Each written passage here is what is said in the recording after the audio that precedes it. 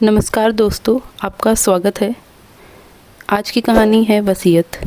रात का समय था। घर के सभी सदस्य सो चुके थे, लेकिन रतिराम जी को नींद नहीं आ रही थी। नींद की गोली भी खा चुके थे, लेकिन फिर भी नींद कोसों दूर थी। और जब दिल और दिमाग में इतनी उथल पुथल मची हो तो भला एक इंसान सो भी कैसे सकता है। बैठे बैठे रतिराम बोल पड़े, सुमन, अब मुझसे और सहन नहीं होता। अब यहाँ और अधिक रुकना मेरे बस की बात नहीं। कितनी उम्मीदें लगाई थी ना हम दोनों ने अपने बेटे पर। अब देखो, बेटा तो बेटा, बहू ने भी जीना हराम करके रख दिया है। बस 1 महीना ही तो हुआ है बच्चों के साथ उनके शहर आए हुए, लेकिन ना जाने क्यों यह 1 महीना भी 1 साल की तरह लग रहा है। अरे सुमन, गांव में अच्छा समय गुजर रहा था। चूल्हे पर बनी हुई रूखी सूखी जली भुनी चाहे जैसी भी रोटी खाकर साल भर से गुजारा तो हो ही रहा था। ना जाने क्यों मेरी अकल पर ही पत्थर पड़ गए थे। उम्मीद लगा बैठा कि शहर में बेटों के घर जाकर ठाठ से रहने को मिलेगा, पोते पोतियों का साथ भी मिल जाएगा तो समय भी आराम से कटेगा और बहुओं के हाथों की बनी अच्छे अच्छे और स्वादिष्ट पकवान भी खाने को मिल जाएंगे। क्या करूं, कमबख्त यह जीभ की लालसा भी मुझे दगा दे गई। कहते हुए रतिराम जी अपना माथा पीटने लगे। फिर आंसू पोंछते हुए बोले, पता है सुमन, एक पल को तो अपना घर छोड़ने से पहले मेरे मन में विचार भी आया था कि दोनों बहुएं बहुत तेज तर्रार है, किसी भी छोटे बड़े का लिहाज नहीं करती। अगर कभी कुछ उल्टा सीधा बोल देंगी तो कैसे होगा। कहते कहते दमा के मरीज रतिराम जी को खांसी छिड़ गई। थोड़ी देर खांसते रहे और फिर कुछ संभल कर बोले, बस सुमन, क्षणिक सुख की लालसा के आगे मेरे आत्मसम्मान ने भी घुटने टेक दिए हैं और बेटों की एक बार कहने मात्र से ही बड़ी खुशी से उनके शहर आ गया, इस बुढ़ापे में नर्क से भी बदतर ज़िंदगी जीने के लिए। पर सुमन, अब बहुत सोच विचार करने के बाद मैंने फैसला ले लिया है। अब मैं किसी की नहीं सुनने वाला और तुम भी मुझे यहाँ रुकने के लिए नहीं कहोगी। 72 वर्षीय रतिराम जी अपनी दिवंगत पत्नी की तस्वीर को देखते हुए बड़बड़ाते जा रहे थे। कब से जिस दुख को अपने दिल में छुपाए बैठे थे, आज आंसुओं के जरिए आंखों से बह निकला। कहने को तो उनका भरा भरा परिवार था, बेटे बहुएं पोते पोतिए, लेकिन सब लोगों के होते हुए भी कोई ऐसा नहीं था जो उनके दिल के हाल को समझ सके तो अपना कह सके। इसलिए पत्नी की तस्वीर से बात करके अपने दिल को गुबार हल्का कर लिया करते थे। उन्हें ऐसा लगता था जैसे वह उनकी बातें सुन रही है। दरअसल 1 वर्ष पूर्व उनकी पत्नी सुमन का निधन हो गया था। उससे पहले रतिराम जी अपनी पत्नी के साथ अपने गांव में रहा करते थे और खेती बाड़ी किया करते थे। लेकिन गांव में बेटों से अलग रहते हुए भी दोनों वृद्ध पति पत्नी अपनी ज़िंदगी से खुश थे। वे दोनों एक दूसरे का खूब अच्छे से ख्याल रखा करते थे और अपनी ही दुनिया में संतुष्ट थे। उनके 2 बेटे थे, दोनों ही बेटे शहर में रहा करते थे। एक दिन सुमन जी को बहुत तेज़ बुखार आया। रात को दवाई खाकर सोए, लेकिन सुबह उठी ही नहीं। पत्नी की मृत्यु ने राम किशन जी के हृदय को दुख और पीड़ा में भर दिया था। उनकी तो जैसे ज़िंदगी ही चली गई थी। बेटे बहू औपचारिकता निभाकर अपने अपने घर चलते बने थे, लेकिन गांव में अकेले रह गए थे तो वो केवल राम किशन जी, जिन्होंने एक गिलास पानी भी कभी स्वयं उठाकर नहीं पिया था, एक रुमाल तक भी नहीं धोया था। आज वही रतिराम जी अपना काम स्वयं करने लगे थे। अपने कपड़े खुद धोते, चूल्हे पर रोटियां सेकते। अक्सर चूल्हे के धुएं से उन्हें खांसी उठ जाती थी। जली भुनी रोटियां पकाकर नमक और प्याज के साथ वह जैसे तैसे निगल लिया करते थे। परंतु बेस्वाद खाना खाते खाते ही पत्नी के हाथों के बने खाने की याद आ जाती थी तो आंखें गीली हो जाया करती थी। अकेलेपन इस कदर बढ़ गया था कि अपनी मरी हुई पत्नी की तस्वीर वह हरदम हाथ में लिया रखते थे। जो भी दिल में आता पत्नी की तस्वीर से कह दिया करते थे। कुछ गांव के लोग तो उन्हें ऐसे देखकर उनका मजाक बनाया करते थे, जबकि उनके पड़ोसी जो उनकी हालत को समझ पा रहे थे वे जानते थे कि यह रतिराम जी का पागलपन नहीं, अकेलापन है जो उन्हें अंदर ही अंदर खाए जा रहा है। रतिराम जी की ऐसी हालत देखकर उनके पड़ोसियों ने उनके बड़े बेटे को फ़ोन लगाया और उनकी चिंताजनक मानसिक स्थिति के बारे में बताया और उन्हें अपने साथ रहने को कहा। लेकिन बुजुर्ग ससुर को अपने पास रखने के लिए दोनों बहुएं तैयार ही नहीं थी।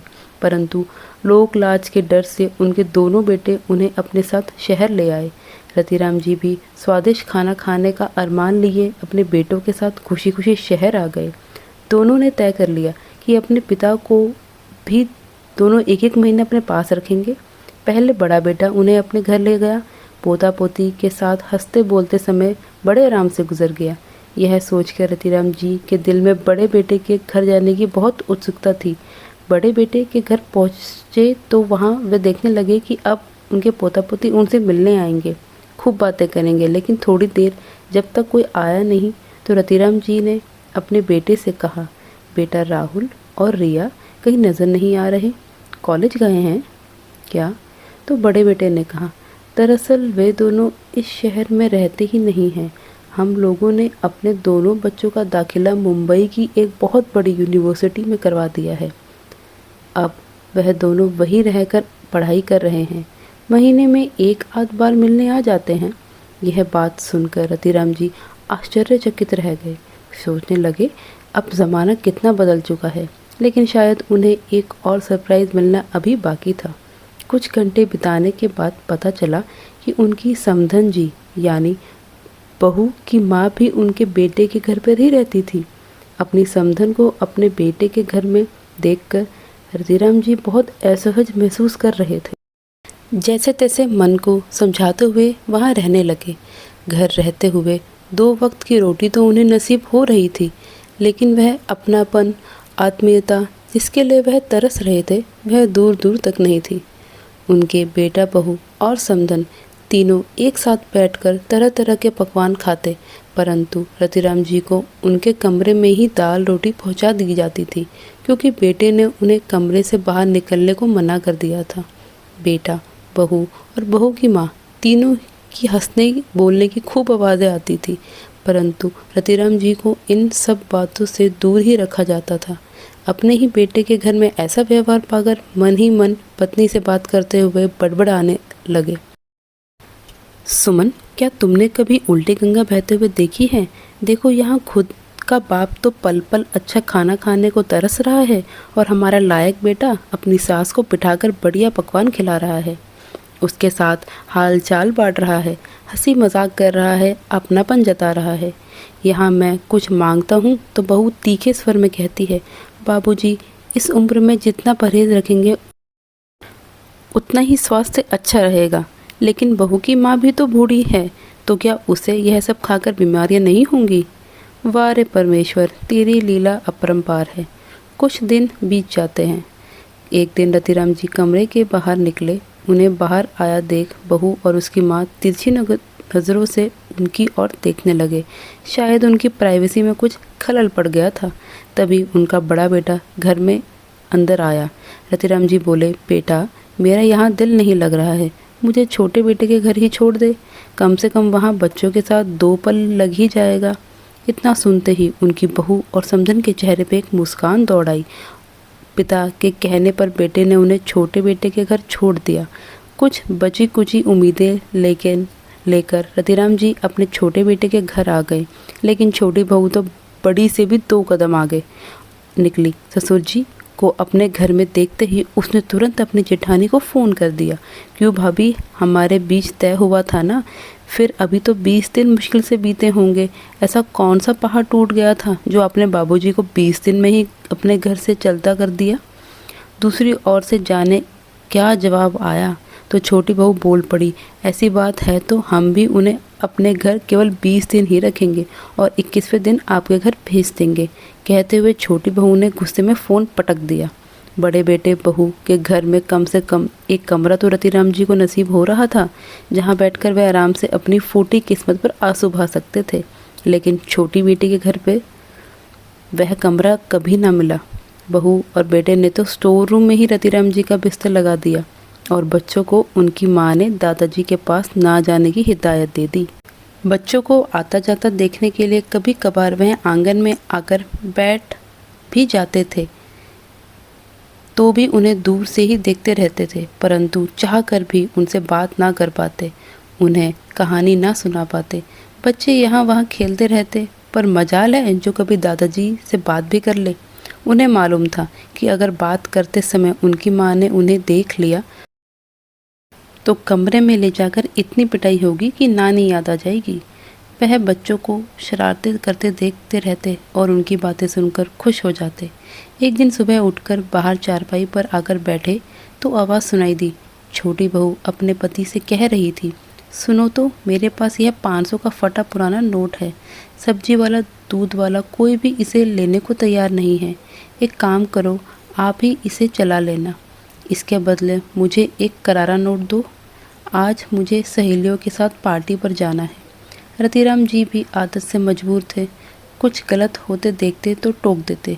बेटे के जाने के बाद उन्होंने बहू को समझाते हुए कहा, बहू, बच्चे बहुत शरारती हो गए हैं।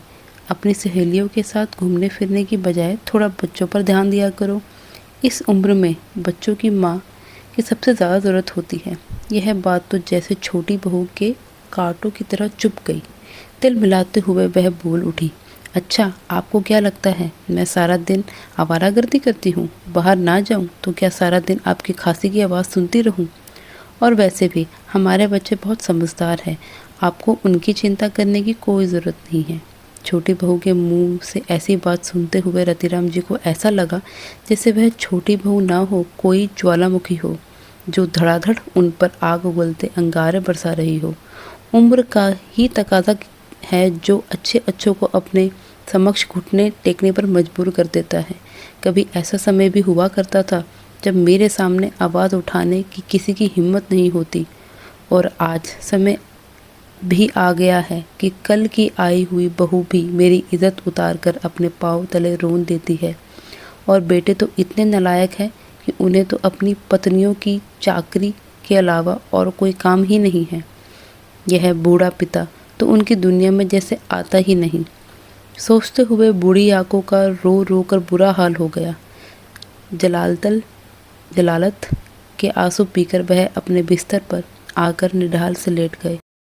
फिर रोते हुए पत्नी की तस्वीर से बोले, सुमन, मुझे क्यों नहीं ले गई अपने साथ? क्यों मुझे इस बुढ़ापे में कष्ट सहन करने के लिए छोड़ दिया? जिन बच्चों को सदा सुखी रखो, जीते रहो जैसे आशीर्वाद देते तभी थकते ना थे हम दोनों। ना जाने क्यों आज उन्हीं बच्चों के लिए मन से बददुआ निकल रही है। नामुराद, नालायक जैसे शब्द मुंह तक आते आते रह जाते हैं। जिस औलाद को इतनी जतन से पाला पोसा, समाज में उठने बैठना सिखाया, आज वही औलाद अपने जन्मदाताओं की कद्र नहीं जानती। वैसे तो इन लोगों के व्यवहार को देखकर मैं अपना मुंह बंद ही रखता हूँ, लेकिन कभी गलती से किसी बात में सलाह देता हूँ तो कहते हैं, बाबूजी आप तो चुप ही रहिए, आप नहीं समझेंगे। सच कहूँ दिल तो करता है कि एक ज़ोरदार तमाचा जड़ दूँ, लेकिन क्या करूँ, चुप रहने में ही भलाई है। यह सोचकर किसी तरह अपने आप को रोक लेता हूँ कि आप अपना दिल छोटा मत कीजिए। यह तो बच्चे हैं, नादानी कर बैठते हैं, लेकिन आप तो समझदार दिखाएंगे। यह तो सोचिए कि कम से कम आपको 2 वक्त की रोटी तो खिला रहे हैं ना। आप बेकार ही बातें सोचकर परेशान मत होइए। रतिराम जी को ऐसा लगा जैसे उनकी पत्नी सुमन ने उन्हें समझा रही है। नहीं सुमन, मुझे भी अपने साथ ले चलो। कहते कहते रतिराम जी नींद में ही बड़बड़ाने लगे और अचानक उनकी आंख खुल गई। पसीने से तरबतर हुए रतिराम जी ने चारों ओर देखा, लेकिन सुमन कहीं नहीं दिखी। अगले दिन सुबह उठे तो उन्होंने तय कर लिया कि अब अपने घर लौट जाना ही बेहतर होगा। अपने पुराने से बैग में अपने सारे कपड़े रखते और तैयार बाहर आ गए। बेटे और बहू ने उन्हें हैरानी भरी नज़रों से देखा, लेकिन इससे पहले कि कोई उनसे कुछ पूछता, रतिराम जी स्वयं ही बोले, बेटा अब मैं यहाँ रहना नहीं चाहता। बेहतर होगा कि मुझे स्टेशन तक छोड़ दे, आगे मैं खुद ही चला जाऊँगा। ससुर जी की यह बात सुनते ही छोटी बहू के चेहरे पे चमक आ गई और खुशी से उछलते हुए बोली, हाँ, मैं तो ये पहले ही कह रही थी कि बाबूजी का यहाँ दिल नहीं लगेगा। उन्हें तो अपना गांव ही अच्छा लगता है, शुरू से वही रहे हैं ना। फिर अपने पति को देखते हुए बोली, अरे आप खड़े ही हैं, सुना नहीं बाबूजी ने क्या कहा? जल्दी से उन्हें स्टेशन छोड़ाओ, फिर आपको ऑफिस भी तो जाना है। ऐसा कहकर छोटी बहू अपने काम में मशगूल हो गई। इधर पत्नी की आज्ञा का पालन करता हुआ जब छोटा बेटा उन्हें स्टेशन तक छोड़ने आया तो अपनी जेब से 500 का नोट निकालते हुए बोला, लीजिए बाबूजी, यह पैसे रख लीजिए, रास्ते में काम आएंगे। रतिराम जी ने ध्यान से देखा तो वह वही फटा पुराना नोट था जिसे ना तो दूध वाला लेने को तैयार था, ना ही सब्जी वाला। रतिराम जी कभी अपने बेटे की ओर देखते और कभी उस मैले कचूले और बीच से फटे नोट को। एक बार तो उनके दिल में आया था कि उस नोट को वापस बेटे के हाथ में थमा दे और बोल दे, इस नोट को अपने पास ही रखो, तुम्हारी इस मेहरबानी के बिना तो तुम्हारा बाप अपने घर वापस जा सकता है। लेकिन इससे पहले वह कुछ बोलते, उनके बेटे ने कहा, शहर में महंगाई ज़्यादा है और तनख्वाह कम, इसलिए इससे ज़्यादा पैसे तो मैं आपको नहीं दे पाऊँगा। बेटे की यह बात सुनकर रतिराम जी अपने गुस्से की ज्वाला को मन ही मन दबाते हुए बोले, बेटा, जब तुम दोनों का दाखिला अच्छे इंग्लिश मीडियम स्कूल में करवाया था तो मैं उस समय बड़ी मुश्किल से 3,000 महीना कमा पाता था। केवल तुम्हारी पढ़ाई पर ही 1,000 खर्च हो जाते थे। उस समय भी महंगाई बहुत थी। जब अपने दोस्तों को देखा देखी तुम अच्छे अच्छे खिलौने और कपड़ों की डिमांड कर दिया करते थे, लेकिन बेटा मैंने तो तुम्हारी फरमाइश में बराबर पूरी की थी। तुम एक चीज़ मांगते थे तो मैं 2 लाकर देता था। खैर वक्त वक्त की बात है। एक गहरी सांस लेते हुए रतिराम जी ने कहा, उनका बेटा तो ट्रेन से नीचे उतर चुका था और ट्रेन धीमी गति से चलने लगी थी। गांव में अपने घर पहुँचे तो रामकिशन जी को कुछ संतुष्टि हुई। अपने से पसीना पोंछते हुए चारपाई पर पसर गए। कितनी शांति है यहाँ। लेकिन फिर से वही धुआं उगलती चूल्हा और फिर से वही अकेलापन। परंतु फिर भी एक बात का सुकून था, उन्हें बिना किसी की 2 बातें सुने आराम से रोटी खा पाएंगे। कभी मन करता तो भूख मिटाने के लिए को रोटी बना लेते, नहीं तो उदास भाव से लेटे रहते। धीरे धीरे उनका शरीर और अधिक ढलने लगा और तबीयत खराब होने लगी। कभी कभी पड़ोसी मिलने आ जाते तो उन्हें दवाई वगैरह दे जाते।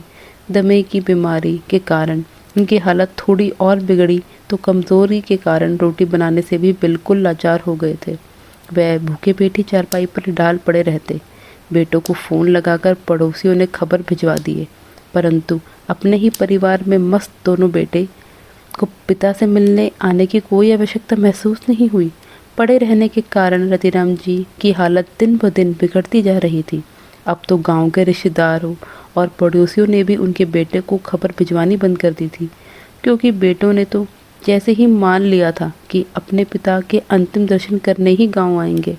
फिर भी गांव वालों ने चारों को फिर से फ़ोन किया और खबर दी कि उनके पिताजी की हालत बहुत गंभीर है। वे जल्द से जल्द अब उनके पास पहुंच जाए तो ही उनसे आखिरी बार मिल सकते हैं। इतना सुनकर दोनों बहुओं के मन में एक नई लहर दौड़ रही।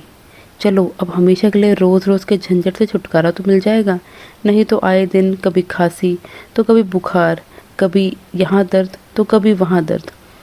यहाँ अपनी ज़िंदगी में हम पहले से ही बहुत व्यस्त हैं, कौन सेवा करे चारपाई पर पड़े बूढ़े बाप की। दोनों बहुएं अपने अपने पति के साथ बड़ी चहकती हुई गांव में पहुंची और घर के अंदर आते ही दोनों के चेहरे पर एक संताप और शोक व्याप्त हो गया। वे दोनों ही फूट फूट कर रोते हुए अपने आंचल को ऐसे भिगो रही थी जैसे ससुर जी के जाने के बाद उनकी ज़िंदगी में भूचाल आ जाएगा। बूढ़े ससुर को देवता मानने का दिखावा करती हुई वह दोनों दहाड़े मार मार कर पूरा घर सिर पर उठा रही है। उस ससुर को 2 वक्त की इज्जत की रोटी कभी इन दोनों ने ना खिलाई हो। 2 घंटे दिखावा करने के बाद जब भूख लगी तो अपने साथ लाए तरह तरह के खाने की वस्तुएं, उज्जैन, आइसक्रीम और सैंडविच का लुफ्त उठाने के लिए एक कमरे के भीतर चली जाती हैं। जाकर अपना पेट भरती हैं और फिर वापस आ जाती हैं। वही ढोंग फिर से रचाने रतिराम जी चारपाई पर निढाल पड़े हुए थे। बोल भी नहीं पा रहे थे, परंतु सब कुछ सुन और समझ पा रहे थे। वृद्धावस्था की पीड़ को आज वह बहुत गहराई से महसूस कर पा रहे थे कि किस तरह उम्र के आखिरी पड़ाव पर आकर इंसान की स्थिति सड़क के किनारे पड़े कंकर की तरह अस्तित्वहीन हो जाती है। खून के रिश्ते भी पराये हो जाते हैं। बीमार पड़े रतिराम जी को देखने के लिए पड़ोसी और रिश्तेदार सुबह से ही आ जा रहे थे। जैसे कि कोई घर के अंदर आने लगता तो तुरंत बेटे और बहू का मुंह लटक जाता। बड़ा बेटा कहने लगता, क्या बताएं, अंतिम समय है, ज़्यादा दुख ना पाएं तो ही अच्छा है, वरना हमें भी कहाँ नौकरी से इतना समय मिल पाता है। मैं तो कहता हूँ कि समय से बाबूजी को ज़मीन पर भी लेटा देते हैं, कौन जाने कब बुलावा आ जाए। छोटे बेटे ने कहा तो दोनों बहुएं दहाड़े मारकर ऐसे टसुए बहाने लगी जैसे उनके ससुर जी सच में भगवान को प्यारे हो गए। बड़े इत्मीनान से रतिराम जी बहुओं का यह नाटक देख रहे थे। बूढ़े पिता को ज़मीन पर लेटाया गया तो देखते ही देखते पूरा गांव इकट्ठा हो गया।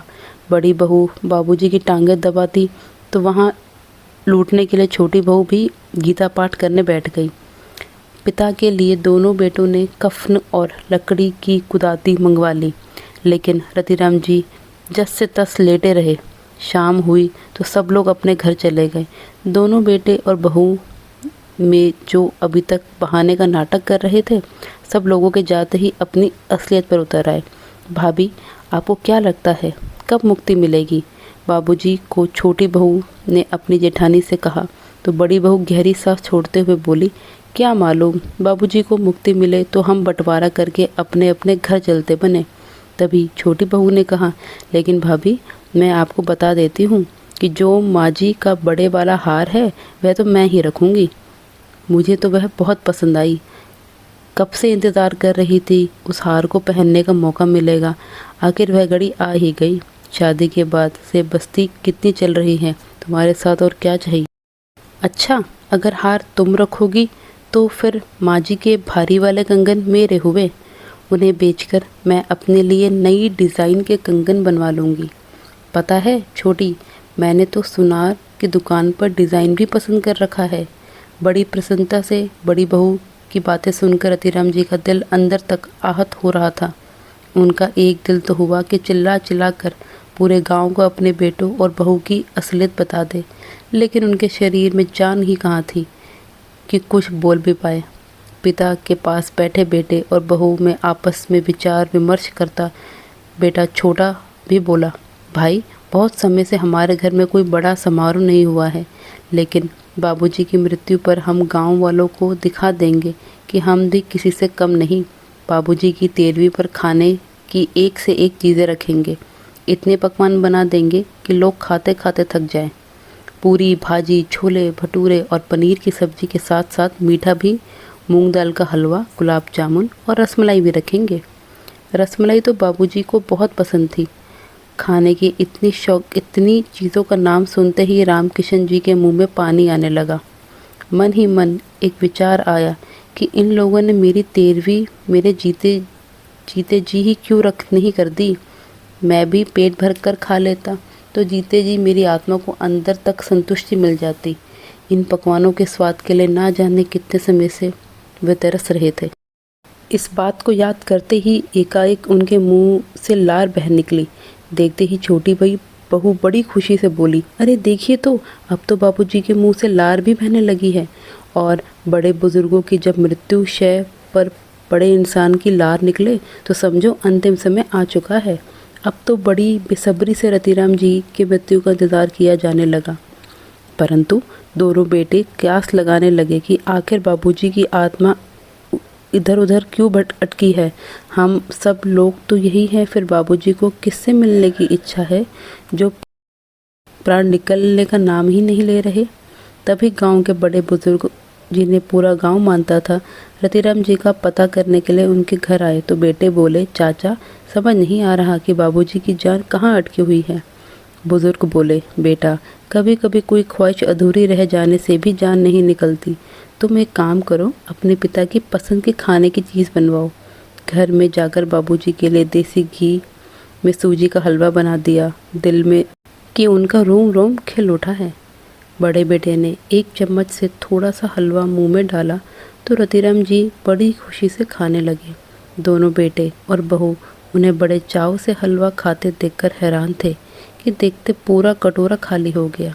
लेकिन ससुर जी की मृत्यु की प्रतीक्षा करते बहुओं के धैर्य की सीमा समाप्त होने लगी थी। छोटी बहू ने कहा, मैं तो अपना सामान पैक कर रही हूँ, अब हम लोग और ज़्यादा यहाँ नहीं रुक सकते।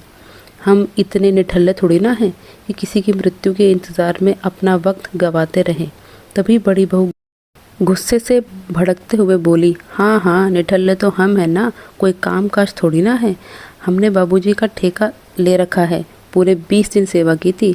हम लोगों ने बाबूजी कि तुम में से तो एक हफ्ता भी नहीं संभाल पाते। ज़बरदस्त बहस छिड़ गई। देवयानी जेठानी में बहुओं के साथ साथ बेटे भी लड़ाई में कूद पड़े। फिर तो ऐसा तांडव हुआ कि पूरे गांव के कुछ बड़े बुजुर्ग ने आके समझाया, कुछ तो शर्म करो, तुम्हारे बूढ़े पिता मृत्युशैया पर पड़े हैं और तुम लोग उनके सामने ही लड़ाई झगड़े पर उतर आए।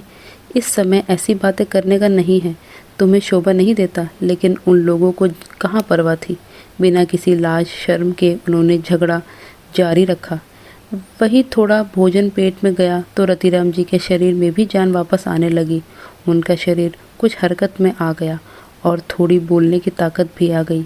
यह देखकर बेटे और बहू के होश ही उड़ गए।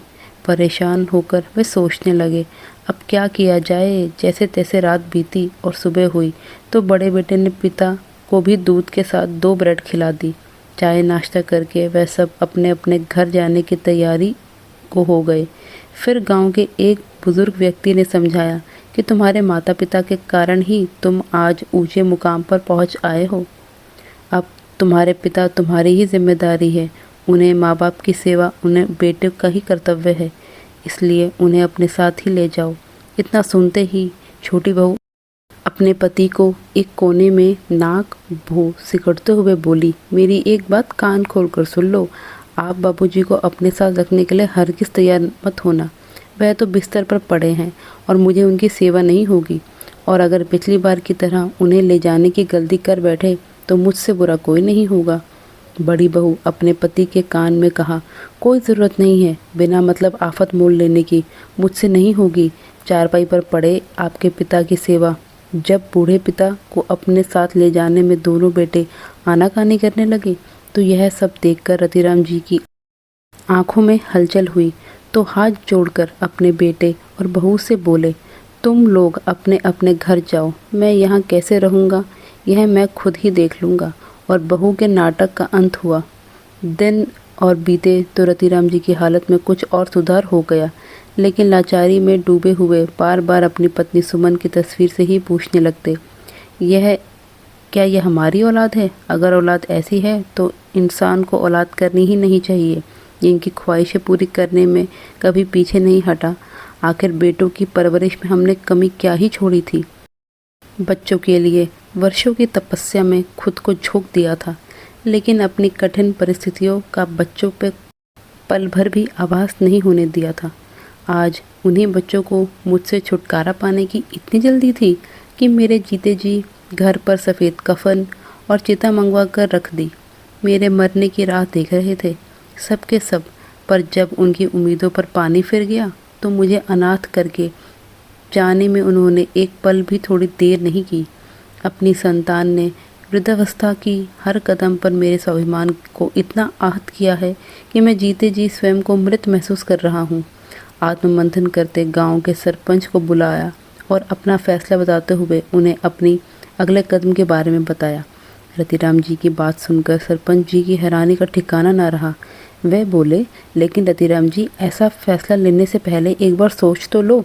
रतिराम जी ने कहा, बहुत विचार करके, और जिस औलाद की उपेक्षा ने मुझे अंदर तक इस कदर तोड़ रख दिया है कि अब मेरे पास कोई और रास्ता नहीं है। ठीक है, जैसे तुम्हारी मर्जी, सरपंच जी ने मुझे मन से कहा। रतिराम जी ने अगले 2 दिनों में अपने फैसले की व्यवहारिक रूप दिखाया और उसके बाद भरी आंखें लिए एक वृद्ध आश्रम में रहने चले गए। महीने बीत गए और एक दिन गांव के सरपंच ने दोनों बेटों को फ़ोन किया और बताया कि उनके पिता परलोक सिधार गए। पिता के घर ज़मीन और जायदाद के बंटवारे में दोनों बेटों के हिस्से में क्या क्या आएगा, इस बात का फैसला दोनों बेटों ने पहले से ही आपस में कर लिया था। बंटवारे की पूरी तैयारी के साथ दोनों बेटे और बहू गांव पहुँचे। आंसू बहाते हुए उनके पिता के शरीर को मुगादिन दी और जब घर पहुँचे तो पड़ोसियों और रिश्तेदारों के जाने का इंतज़ार किया। बिना दोनों बेटे और बहू ने सबसे नज़रें चुराकर पिता के कमरे का दरवाज़ा खोला। ऐसा करते समय चारों के चेहरे पर एक कुटिल मुस्कान फैली हुई थी। दोनों बेटों को नोटों के बंडल अपनी आंखों के सामने नाचते हुए दिखाई दे रहे थे, तो वही दोनों बहुओं की आंख अपनी सासू माँ के सोनों के गहनों पर एक नज़र डालने को भी बेताब हो रही थी। बड़े बेटे ने अपने पिता की अलमारी खोलकर उसमें से वो दोनों संदूक निकाली जिसमें उनकी माँ और घर और खेतों के कागजात रखे थे। संदूकों पर ताला जड़ा था, लेकिन यहाँ वहाँ ताका झाकी करने के बाद संदूक की चाबियाँ मिल गई। बड़ी खुशी से बड़ी बहू ने पहला संदूक खोला, लेकिन देखते ही सबके चेहरे पर एकाएक निराशा के भाव आ गए। अरे यह क्या? इस संदूक में तो माँ जी के गहने होने चाहिए थे, पर यहाँ तो देखो, इसमें तो आप लोगों की बचपन की तस्वीरें पड़ी हैं। और यह क्या है? छोटे बच्चों के खिलौने? यह सब चीज़ें भी कोई संदूक में रखता है क्या? मुंह बनाते हुए बड़ी बहू ने वह खिलौने नीचे फेंक दिए। तभी बड़े बेटे ने वह खिलौने उठाते हुए कहा, छोटे, याद है हम दोनों बचपन में इन्हीं खिलौने से खेला करते थे। इतनी खट्टी मीठी यादें जुड़ी थी इन खिलौनों के साथ हमारी, इसलिए माँ ने इन्हें सहेज कर रख दिया होगा। फिर दोनों बहुएं एक के बाद एक सामान निकाल कर फेंकने लगी। बहुत चीज़ें निकाली, लेकिन जिस चीज़ को वे लोग इतनी उत्सुकता के साथ खोज रहे थे वह नहीं मिल रही थी। एक बड़ी आस लिए उन्होंने दूसरे संदूक का ताला खोला। संदूक में सबसे ऊपर एक थैला रखा था जिसमें कुछ पैसे रखे हुए थे। उन चारों की ललचाए नज़रें उससे लिपट गई। पैसे निकाल कर गिने तो पूरे 50,000 थे। उसी के साथ ही और लिफाफा रखा था जिसमें 500 का फटा पुराना नोट था। और देखो क्या रखा है संदूक में, छोटी बहू बोली। तो छोटे बेटे ने सारा सामान निकाल दिया, लेकिन उसमें उनके बचपन के छोटे छोटे कपड़ों के अलावा और कुछ नहीं था। अरे यह कागज़ तो हमने पढ़ा ही नहीं, ज़रूर इसे बाबूजी के बैंक अकाउंट या उनकी संपत्ति के बारे में कोई जानकारी होगी। कहते हुए बड़ी बहू की आंखों में चमक आ गई। फिर बड़े बेटे ने उस पत्र को पढ़ना शुरू किया। पत्र में लिखा था, इतनी बेसब्री से क्या चीज़ ढूंढ रहे हो बेटा? तुम्हारी माँ के गहने और मेरी संपत्ति? अरे बेटा, हम दोनों की अनमोल संपत्ति तो तुम्हारे बचपन की यादें हैं। उन्हें हमने बड़े सहज रख रखा था, लेकिन तुम दोनों को अपनी ज़िंदगी में इतना मस्त हुए देख अपने माँ बाप को ही भूल बैठे। जानते हो बेटा, किसी भी इंसान के लिए उसके जीवन का सबसे बड़ा दुख क्या होता है? अपने होते हुए भी अपनों से दूर हो जाए, तो इतनी दूर कि उसका ख्याल तक अपने दिमाग से निकाल दे।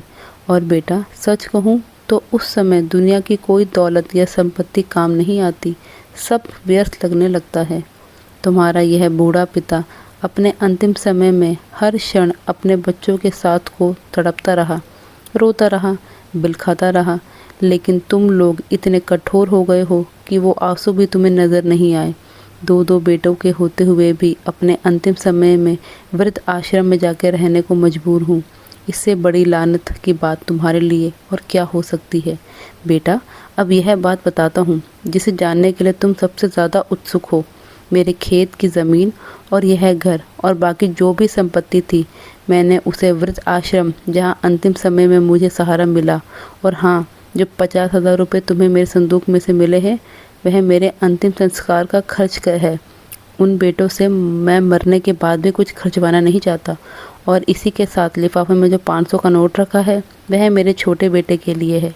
याद करो बेटा, यह वही नोट है जो दूध वाला, सब्जी वाला कोई भी लेने को तैयार नहीं था। मेरे गांव आने से पहले तुमने यह फटा पुराना नोट मेरे हाथ में थमाकर अपने कर्तव्य की इच्छा कर ली। बस अब तो भगवान से यही दुआ करता हूँ कि जैसा मेरे साथ हुआ है वैसा एक दिन तुम लोगों के साथ कभी ना देखना पड़े। लेकिन बेटा, प्रकृति का भी एक नियम है, जो कुछ भी हम किसी को देते हैं वह हमारे पास लौटकर वापस ज़रूर आता है। पत्र पढ़ते पढ़ते बड़े बेटे की आवाज़ कांपने लगी और छोटा बेटा पत्र में लिखी बातें सुनकर फूट कर रोने लगा और दोनों बहुएं अपना सर पकड़कर बैठ गई। आज सच में उनकी ज़िंदगी में भूचाल आ चुका था, एक बहुत बड़ा भूचाल। तो दोस्तों, आपको यह कहानी कैसी लगी? लाइक और सब्सक्राइब कमेंट करके ज़रूर बताएं और चैनल को सब्सक्राइब करना बिल्कुल ना भूलें। धन्यवाद।